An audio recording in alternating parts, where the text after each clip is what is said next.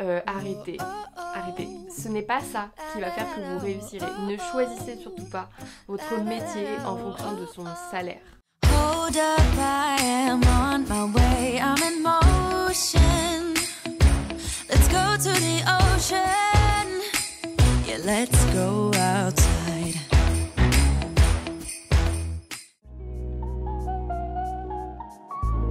Je dirais que c'est d'être heureux pour réussir, entre guillemets, la vie. Ça peut être satisfait de ce qu'on a fait, être fier de ce qu'on a fait. Si on parle de réussite professionnelle, c'est pour moi important d'avoir un métier dans lequel on s'épanouit. Et monter un podcast, c'est une première réussite. Travailler pour telle start-up, c'est une première réussite. Enfin, voilà. Et voir la vie en mode projet, plus qu'en mode carrière. Un métier qui rémunère aussi suffisamment pour avoir un train de vie qui nous corresponde, sans avoir à se priver dans sa vie personnelle, et apprendre des nouvelles choses en continu. Pour moi, c'est un critère de réussite. Chacun a ses critères, entre guillemets, de réussite professionnelle. Pour moi, ça passe aussi par avoir un sentiment d'utilité, même si je ne change pas le monde, juste me sentir utile au sein de mon équipe ou de mon entreprise. Ouais, je me suis rendu compte qu'on pouvait réussir autrement que par le boulot. Et ça, c'est très très chouette. Je dirais quand même que l'argent, c'est une façon de mesurer la réussite, mais je dirais pas que c'est le critère principal. Si tu gagnes de l'argent, plein d'argent, mais que t'as le temps de rien faire à côté, ou que t'es pas heureux dans ta vie perso, ou même que ton travail te rapporte beaucoup d'argent, mais qu'en même temps il te déprime de ouf, je dirais pas non plus que c'est le critère numéro 1 de la réussite, mais je pense que ça en fait partie. Donc oui, j'essaye sincèrement chaque jour de me libérer de l'idée que si j'avais pas d'argent, je serais pas heureuse. Parce que j'ai été éduquée dans ça et qu'on m'a toujours dit fais attention, gagne bien ta vie, sois indépendante. Et du coup, je reste encore dans ces schémas-là. Hello à tous, bienvenue dans cette nouvelle vidéo. Aujourd'hui, on va déconstruire un nouveau stéréotype qui est: est-ce que la réussite, c'est gagner plein d'argent ? Depuis toute petite, j'ai la sensation que ma réussite va dépendre avant tout de la validation d'étapes au cours de ma vie, comme de cases à cocher, et que donc cela allait logiquement passer par tout d'abord l'obtention de mon bac avec mention, puis suivre des études plutôt reconnues, obtenir des diplômes reconnus, plutôt des études longues, enfin décrocher un CDI, et puis peut-être avoir un mari et des enfants, et que l'ensemble de toutes ces étapes, ça me permettrait simplement d'atteindre une certaine réussite. Et j'avais même la sensation que toutes ces étapes, je les validerais avant mes 25 ans. Et aujourd'hui, j'ai 26 ans depuis peu. Et clairement, je n'en suis pas du tout là. Honnêtement, j'y étais presque. Dans le sens où j'avais mon CDI, j'ai décroché des diplômes. Et puis en fait, j'ai eu une énorme prise de conscience qui était que cette réussite que j'avais dans ma tête, c'était avant tout ce qu'on appelle une réussite sociale. Et qu'à aucun moment, je m'étais vraiment posé la question de qu'est-ce qu'était la réussite pour moi. J'ai été contrainte en fait de faire ce travail à la suite de mon dernier CDI qui s'est terminé quand même sur un burn-out. Je sais que j'en ai jamais parlé ici, mais peut-être qu'un jour je vous ferai une vidéo entière sur le sujet puisque c'est un sujet que je connais bien. Et donc, à la suite de ce burn-out, je me suis vraiment posé des questions sur moi-même, qu'est-ce que je voulais faire au quotidien, et surtout, je me suis rendu compte que pour moi, la réussite était surtout étroitement liée au bonheur. Et qu'à ce moment-là, dans ma vie, dans mon quotidien, je ne me reconnaissais plus, je n'étais plus du tout heureuse. Et même si je validais ces étapes, ça ne me suffisait pas pour avoir réussi. Alors ce burn-out, aujourd'hui, il y a encore des traces qui m'empêchent parfois au quotidien de faire certaines choses que j'aimerais potentiellement faire.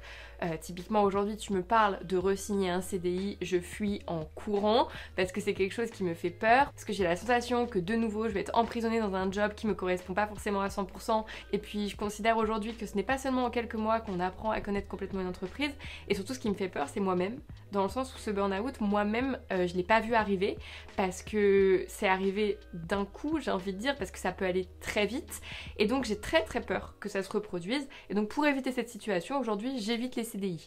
Si on peut faire l'analogie, c'est un peu comme une personne qui aurait passé beaucoup de temps en couple et qui aujourd'hui fuirait les relations. Donc je sais que j'ai un travail à faire sur moi-même à ce niveau-là, pour autant je sais que je l'ai déjà bien amorcé, puisque aujourd'hui je pense que je peux vous parler de ma définition à moi de la réussite, et donc aujourd'hui quels sont les critères qui font qu'aujourd'hui, oui, je considère que j'ai réussi. Donc la plus grande prise de conscience que j'ai eue, c'était vraiment de me rendre compte que ma vision de la réussite, en fait, c'était uniquement une réussite sociale, et qu'il était grand temps que je me pose des questions sur qu'est-ce que signifiait la réussite pour moi. Au quotidien, j'étais épuisée.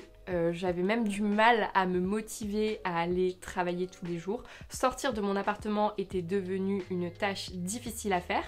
Et donc ça m'a amené à une vraie remise en question. Et pourtant d'un point de vue extérieur, tous les signaux étaient au vert, dans le sens où je gagnais bien ma vie, j'étais indépendante financièrement, j'avais un job considéré de rêve, voilà, j'étais ingénieure, j'avais un mec. Vraiment, de nombreuses personnes auraient pu envier ma situation d'un point de vue extérieur, encore une fois. Et c'est un des points qui a rendu encore plus difficile le fait de verbaliser le « je ne suis pas heureuse dans cette situation » parce qu'il y a tellement de gens qui m'enviaient et qui m'admiraient pour ça, qu'en fait j'avais un peu la sensation de faire un peu la petite fille pourri gâtée, de dire non en fait cette situation ne me convient pas parce que c'est ce que la plupart des gens rêvent d'avoir. Et c'est vrai parce qu'aujourd'hui quand tu rencontres des gens, en tout cas à mon âge, les premières questions qu'on pose c'est alors tu fais quoi dans la vie? Moi j'étais ingénieure et j'avais un CDI, clairement on était sur du high level, déjà je prenais de la valeur dans les yeux des gens.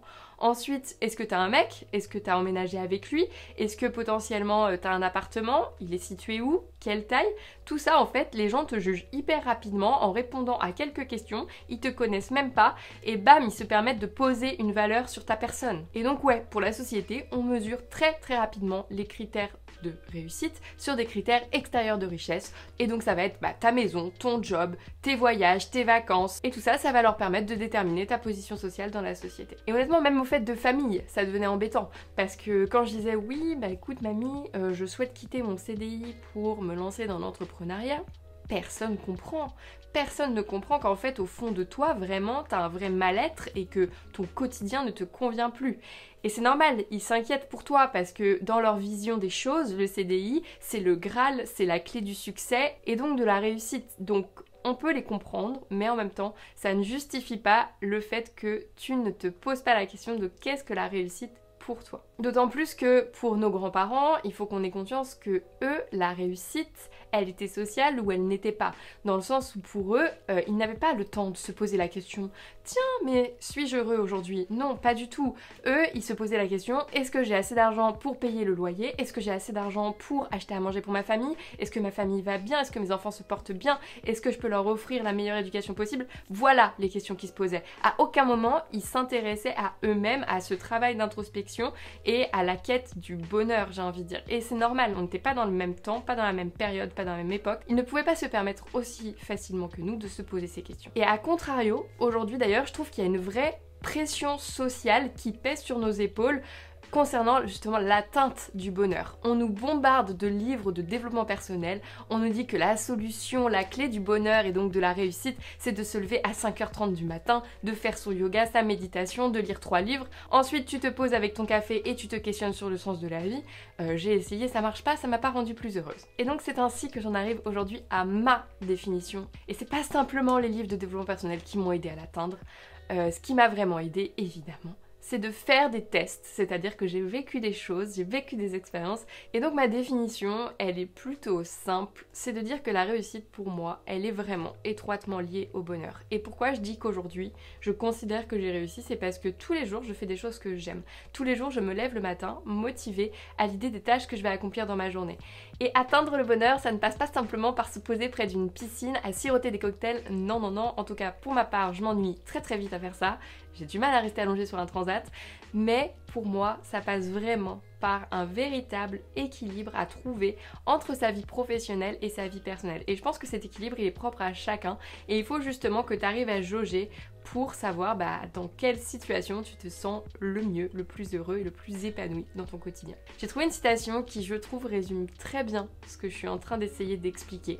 C'est que le succès n'est pas la clé du bonheur, le bonheur est la clé du succès et si vous aimez ce que vous faites, alors vous réussirez. Alors oui, bien sûr, cela passe par le fait de trouver un métier qui nous plaît, mais pas seulement. Ça passe aussi par le fait d'avoir des amis qui nous entourent, que l'on aime, d'avoir des activités autres que professionnelles qui te plaisent. Je pense par exemple au sport, mais ça peut également être de la musique, peut-être un club de lecture, ou bien même geeker sur des jeux vidéo jusqu'à pas d'heure sur Twitch. Mais en fait, toutes ces choses, c'est toi qui vas devoir les définir. Je pense que ce qui m'a également énormément aidé à prendre conscience qu'aujourd'hui, en fait, j'ai réussi, c'est que j'arrive à m'émerveiller de plus petites choses qu'avant et à me satisfaire de plus petits plaisirs. Et honnêtement, je pense que Le Covid m'a également aidé à ça parce que je pense que quand on est tous sortis du premier confinement, on a tous pris conscience que rien qu'une balade en forêt ou rien qu'aller marcher sur la plage et pouvoir aller se baigner, eh bien ça fait partie de ces choses qui rendent heureux au quotidien. Ce ne sont pas des choses qui coûtent forcément de l'argent, ce sont des petits bonheurs du quotidien.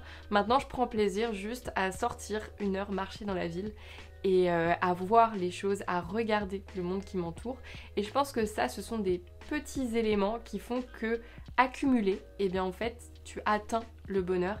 Et ce qui m'a aussi énormément aidé, c'est lâcher prise. Alors c'est beaucoup plus facile à dire qu'à faire. J'étais avant une personne qui était très contrôlante, justement pour réussir à atteindre cette image qu'on attendait de moi, à atteindre cette réussite sociale. Aujourd'hui, j'ai beaucoup plus lâché prise sur tout ça. Je prends les choses comme elles viennent, parce qu'avant, quand j'ai atteint mon CDI, vraiment...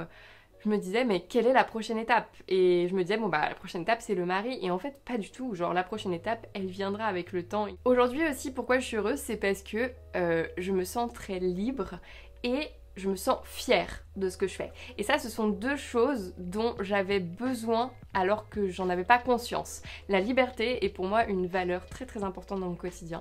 J'ai besoin de n'avoir de compte à rendre à personne. Alors dit comme ça peut faire vachement présomptueux, mais j'aime pas l'idée d'être bloquée dans ma créativité. C'est-à-dire que moi j'ai plein d'idées, j'ai plein de choses que je souhaite mettre en place.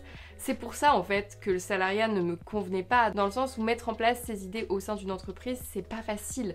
Même s'il existe de plus en plus de solutions telles que l'intrapreneuriat, c'est quelque chose qui reste quand même assez minime par rapport à ce qu'est le salariat en général, et donc c'est pour ça que pour moi l'entrepreneuriat me convient bien mieux. Les Américains décriraient ce que je suis en train de dire par le flow, c'est-à-dire l'état d'un ressenti profond de bonheur qui est impalpable, qui n'est pas visible non plus de l'extérieur, et clairement je pense que je l'ai atteint, cet état de flow, et ça m'aide énormément au quotidien, pas seulement pour moi mais aussi pour les autres. En tout cas j'ai l'impression qu'être heureuse ça m'a permis de devenir plus tolérante et bienveillante avec mon entourage, et donc ça c'est quelque chose, ça me demande même plus d'efforts et je trouve ça cool parce que je me rends compte que je suis entourée des bonnes personnes et que je suis contente aussi de pouvoir les soutenir et qu'elles me soutiennent en retour. Alors bien sûr, pour en revenir aux critères de l'argent, ce bonheur n'aurait pas la même saveur s'il ne me permettait pas de gagner ma vie aujourd'hui. Alors je suis très heureuse de pouvoir gagner ma vie de ce que je crée et de ce que je fais, puisque non, alors ce n'est pas cette chaîne YouTube qui me permet de gagner de l'argent, en tout cas clairement pas assez pour payer mon loyer, mais à côté j'ai une activité de freelance qui elle me permet confortablement de gagner ma vie. Je ne sais pas si ça durera sur le long terme, en tout cas en ce moment je donne tout pour que ça continue et franchement j'y crois, mais je pense pas que la quête de l'argent soit la quête de la réussite. Je pense que si tu réussis, alors l'argent suivra. Si tu réussis, ça signifie souvent que tu feras quelque chose dans lequel tu es bon. Et donc comme tu seras bon dans ton métier, alors l'argent ne sera plus un problème. Et donc là au final, on en revient à la quête de l'ikigai, trouver sa raison d'être. Si tu n'as pas encore vu la vidéo de la première semaine, je te la mets dans le petit i juste ici. Donc conclusion de cette vidéo, des définitions de la réussite, il y en a autant qu'il y a d'individus.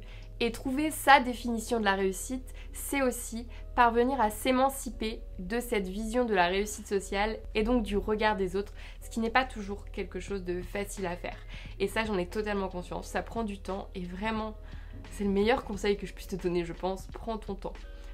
Commence petit à petit par faire des choses dans ton quotidien qui te plaisent et tu verras que la définition de ta réussite, elle s'écrira toute seule, dans le sens où tu vas juste simplement à la fin faire la liste de toutes les choses que tu as mis en place dans ton quotidien qui te procurent du bonheur au quotidien et qui te permettent donc de te dire que oui, tu as réussi. Et donc j'ai choisi d'aborder ce sujet aussi parce qu'en DM sur Instagram, je reçois beaucoup de messages du type « Est-ce que ingénieur, ça rapporte beaucoup d'argent? Quel métier tu me conseillerais si je souhaite gagner beaucoup d'argent? Ou encore, quelles études sont les plus prestigieuses parce que j'aimerais bien faire les études les plus élitistes? » Arrêtez. Ce n'est pas ça qui va faire que vous réussirez. Ne choisissez surtout pas votre métier en fonction de son salaire. Donc aujourd'hui dans le template Notion, je t'invite à définir ce qu'est pour toi la réussite. Alors tu peux juste y mettre des mots-clés, par exemple voir mes amis, passer du temps avec ma famille, aimer mon prochain, soutenir mes proches, faire un métier dans lequel j'aide les autres, faire un métier dans lequel